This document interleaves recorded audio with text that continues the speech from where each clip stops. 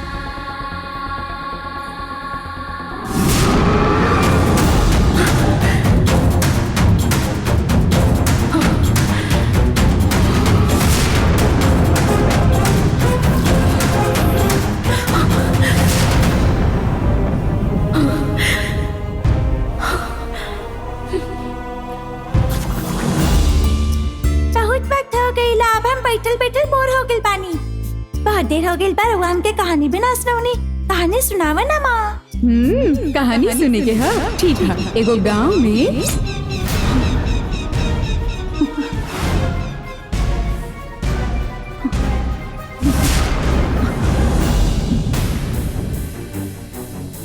लागता केहू आ रहल है। देवसेना तू ऐजा बैठल रहा, हम अभी आवतानी। ठीक बा माँ।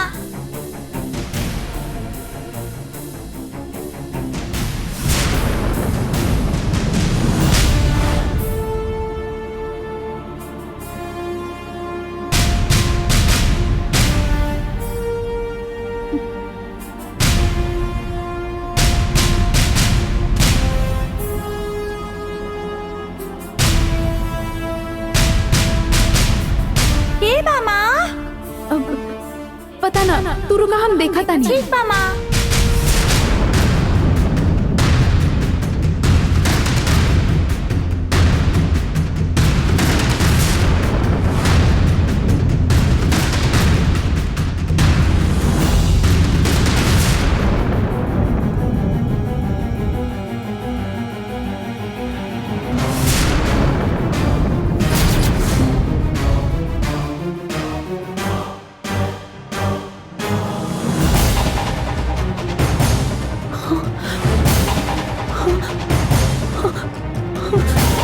नंदिनी ये सब कर रहल बिया का?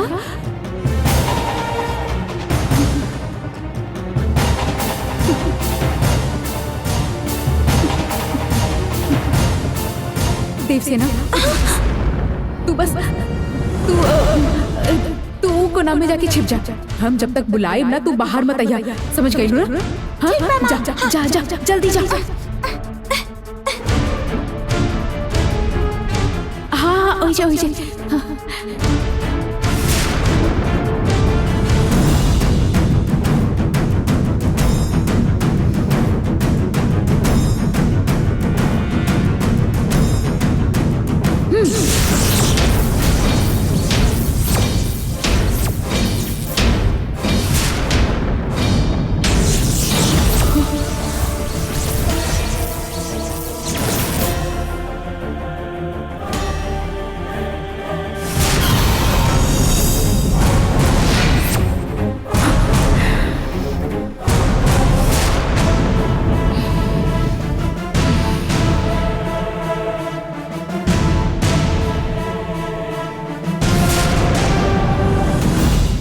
के अगर काल चक्र चाहिए तो उ तहार माधवी और पिताजी के बीच के मामला है, समझ लू। ई सब में तू देव सेना के बीच में काहे ला रहल बाड़ू? हम देव सेना के बीच में ला रहल बानी? ई के कहलस? केहू काहे कही? हम खुद देख ले बानी। उ काम वाली मीनाक्षी के साथ मिलके तू देव सेना के कैद कैलू और हिजा लेके आयलू। अब झूठ मत बोला हमरा से। मतलब मीनाक्षी और मायावी शक्ति के जरूर कोनो ताल्लुक बा। यदि मीनाक्षी से मिलब तो मायावी शक्ति के बारे में जरूर पता चली। तू हमार बेटी के जान से खेल रहल बाड़ू। अब बहुत हो चुकल तहार। तो के इतना समझा के भी तू हमार बात ना मनलू ना। अब हम तोके ना छोड़ब, तोके अभी खत्म करके रहब।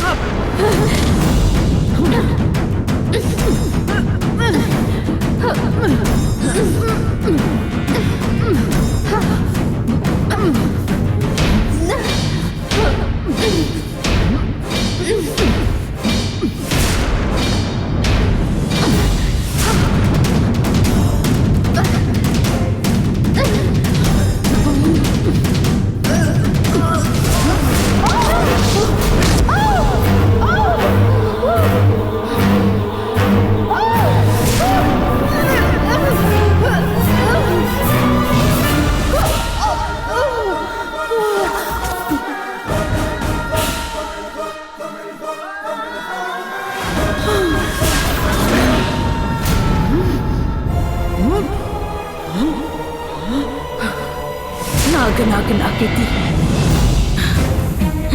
नागपूर्ण नागिनी।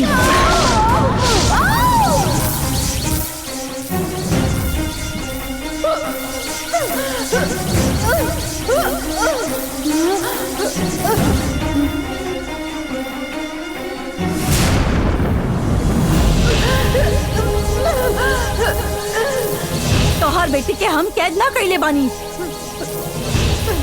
काल चक्र पावे की कोशिश कर रहल बानी। बेवजह हमरा बारे में गलत फहमी पाल के हमारा रास्ता के कांटा मत बना, ना तो हमके तोके भी मारे के पड़ी। तू का हमके मारबो? हमके तरह पे इतना गुस्सा आ रहा कि हम तोके खत्म कर दे।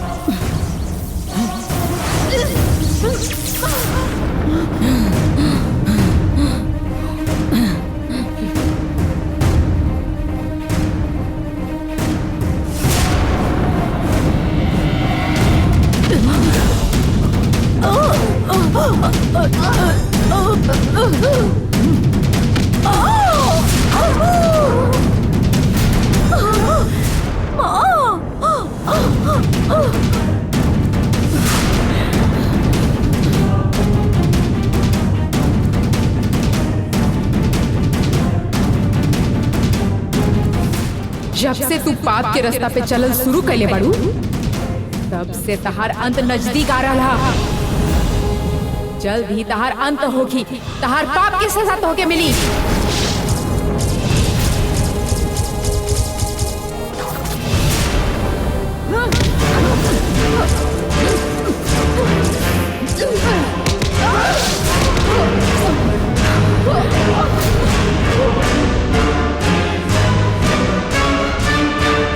अभी समय सिर्फ लड़े के नहीं खे, अब हम क्यों मायावी शक्ति की ढूंढे के होगी। मायावी शक्ति कहाँ बा हमके ढूंढे के होगी।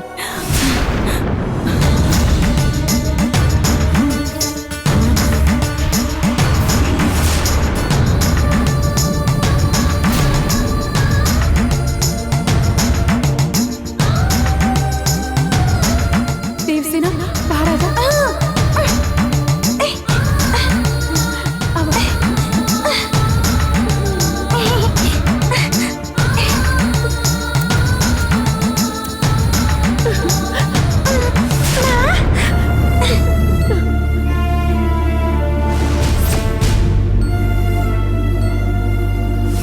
ओइजा जे कुछ भी भइल ओकरा बारे में मत सोचिया। अब तोके केहू परेशान ना करी। पहले तू गंगा से जाके मिला। तू घर में ना बाड़ू, ऐसे वो बहुत डरा गई लोग। तू जा। ठीक बा माँ।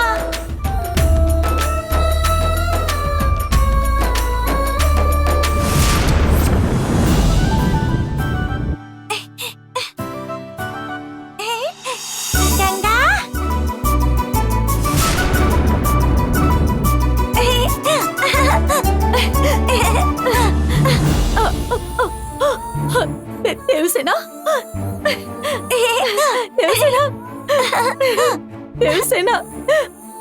तू आ गई लो।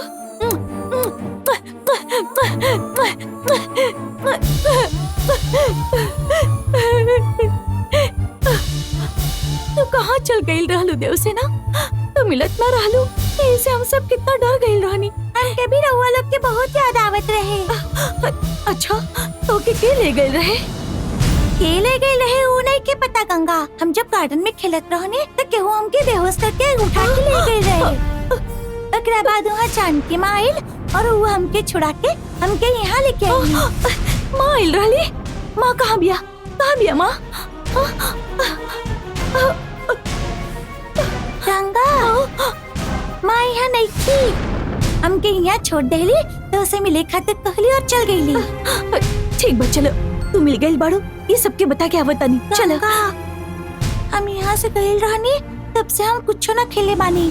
सच में गंगा बहुत भूख लग रहा है बा। हे भगवान, चलो तू पहले खाना खा लो। अब ओम नमः शिवाय, ओम नमः शिवाय, ओम नमः शिवाय। माधवी, ओम नमः शिवाय। माधवी, माधवी, ओम नमः शिवाय, ओम नमः शिवाय, ओम नमः शिवाय।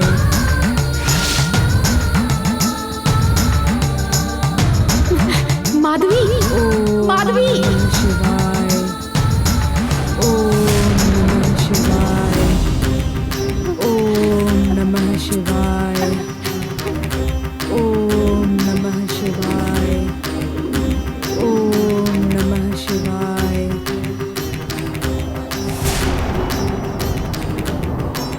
ओम नमः शिवाय, ओम नमः शिवाय, ओम नमः शिवाय, ओम नमः शिवाय।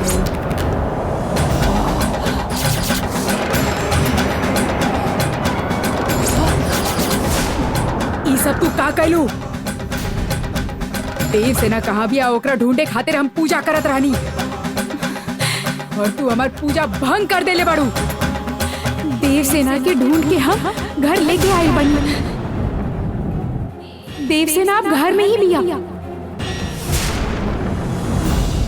देव सेना के तू कैसे ढूंढ लू और ओकरा के लेके गईल रहे? अन्नपूर्णा बुआ के मदद खातिर आयल उ मीनाक्षी उहे लेकर गईल रही ओकरा। उ देव सेना के बेहोश कई के लेके जात रही, तब हम ही ओकर पीछा कईनी माधवी। और तबे हमके पता चलल कि उ नंदिनी के साथ बिया। हाँ?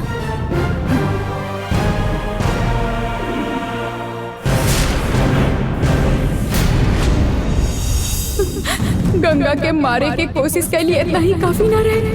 ऐसे वो अब देव सेना के परेशान कर रहल बिया।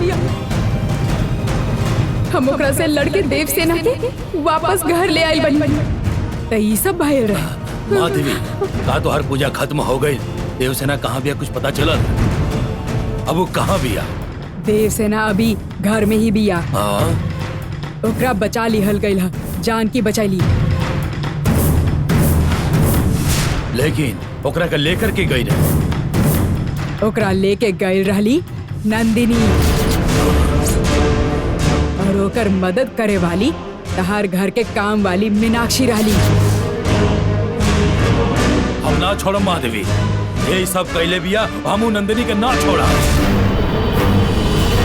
और ओकर मदद करे वाली मीनाक्षी के भी ना छोड़ा। कहाँ भी हो मीनाक्षी? मीनाक्षी, मीनाक्षी। माधवी, नंदिनी कहाँ हमनी सबके इतना परेशान कर रहल बिया। पूर्णिमा के पहले ओकरा काल चक्र पहुँचाए के है, यही से अब छोटा बच्चन के इस्तेमाल से वही सब कर रहल बिया। अच्छा भइल तू ओकर जान बचा ले लू। मीनाक्षी, मीनाक्षी। नंदिनी के कैद से हम देवसेना के बचा लेनी, ई बात से हम खुश बानी। नंदिनी के अब शक्ति बढ़ चुकल है, ई सोच के ही हमके डर लग रहा।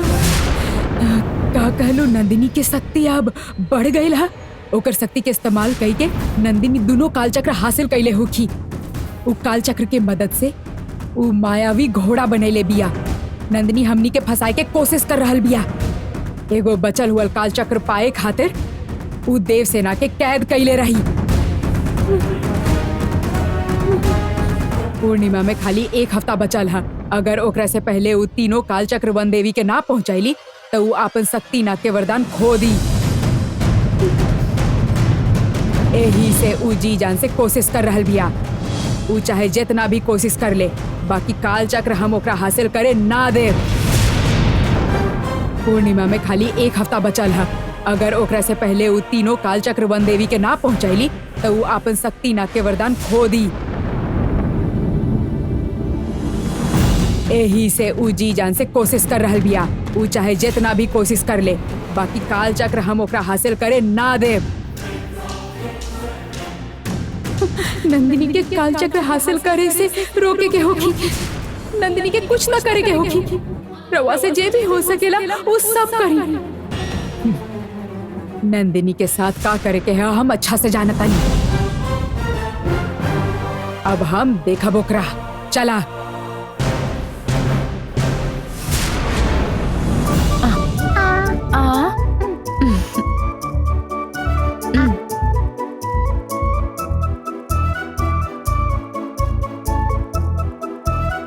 बस हो गई। थोड़ा सा खा लो। आगे रह। बहुत हो गई गंगा, हमार पेट भर चुकल बा। अब बस थोड़ा सा ही बचल बा, खा लो। ना ना ना ना, बस बहुत हो गई गंगा, बस। बस इतना सा ही बा, खा लो ना। बस बहुत हो गई। खा लो ना बेटा। अरे खा लो ना, देव से ना।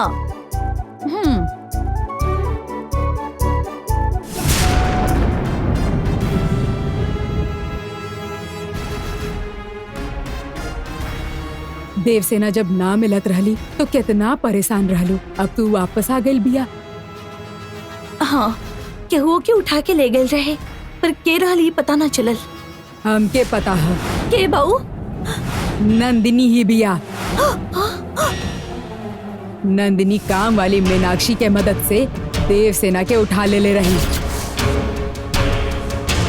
मीनाक्षी, मीनाक्षी, मीनाक्षी, मीनाक्षी। हम जे कह रहल बानी तो के विश्वास त ना होगी, बाकी ई बात हमके बतैले बिया जानकी। अगर तोहके कौनो सा कहा था जानकी से ही पूछ लो। हाँ गंगा, ई सब नंदिनी ही कैले बिया। हाँ गंगा, ई सब नंदिनी ही कैले बिया। इतना ही ना, एगो छोटी बच्ची के परेशान कह के वो इतना नीचे गिर गई बिया। अपन लक्ष्य पूरा करे खातिर वो केहू पे भी दया करल भूल गई बिया।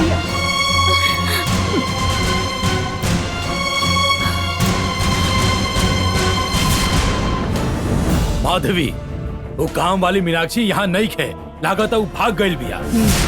वो गईली तो ओकरा जाए दी। हमनी के दुश्मन तो नंदिनी बिया। आज हम ओकरा खत्म कर देब। नंदिनी पहले अरुण के मारे के कोशिश कैली, ओकरा बाद तोहके मारे के कोशिश कैली। तहार पिताजी के मारे वाला भी उ नंदिनी ही बिया, और अब वो देव सेना के भी कैद करे चाहतिया। ई सब के सजा नंदिनी के मिले के ही चाहिए। उ नंदिनी कहाँ बिया बस हमके ई बता दा। हम जाके अभी ओकरा सबक सिखाए।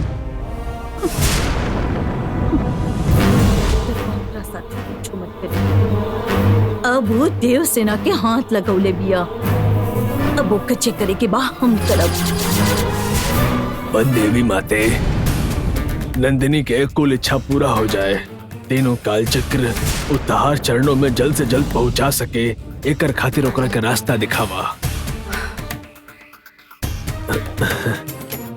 आवा नंदिनी।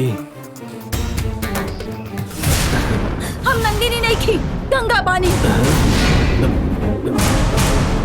वो नंदिनी इतना नीचे गिर गई बिया कि वो देव सेना के भी उठा के ले गई। कहाँ बाड़ी हूँ? बुलावा ओकरा के। का कहत बाड़ू गंगा? देवसेना के नंदिनी काहे उठा के लेके जाई? तो वैसे दिखावा नहीं जैसे पता ना होके। हम सारा पूछताछ करके यहाँ आई बानी। ओके, अब हम ऐसे न छोड़ो। कहाँ बाड़ी हूँ नंदिनी? बुलाई ओके।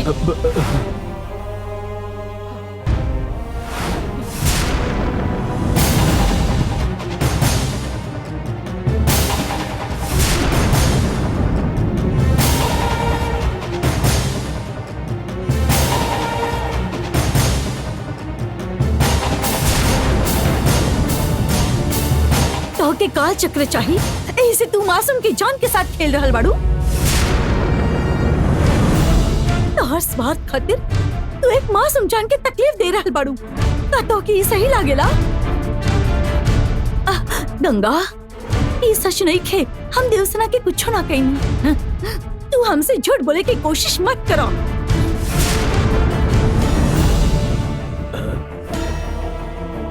जानकी दीदी जे कुछ भइल रहे हमके सब बता देले बाड़ी। जानकी के कुछ गलत फहमी भइल बा। हम मायावी शक्ति के ढूंढत ढूंढत देवसेना जहाँ रहे वहाँ पहुँच गई। वहाँ पहुँचे तब वहाँ देवसेना रहली और जानकी भी देवसेना के ढूंढत वहाँ पहुँच गई। तभी हमके वहाँ देख के जानकी के ऐसा लगल कि हम ही देवसेना के कैद कैले बानी और वो हमरा साथे बहस करे लगली। देवसेना के हम कैद ना कैले रहनी, वो मायावी शक्ति देवसेना के कैद कैले रहनी। तोहरी झूठ बातन पर हम कब्बो विश्वास न रख सकेनी। तू हमके मारे के कोशिश कैलू, हमार पिताजी के भी तू ही मरले बाड़ू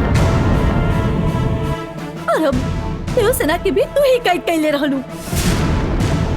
जब तक तू हमके तकलीफ देत रहलू तब तक हम कुछ भी ना कहनी, लेकिन अब तू देवसेना की जान के साथ खेलने बाड़ू। अब हम तो क्या ऐसा ना छोड़ब।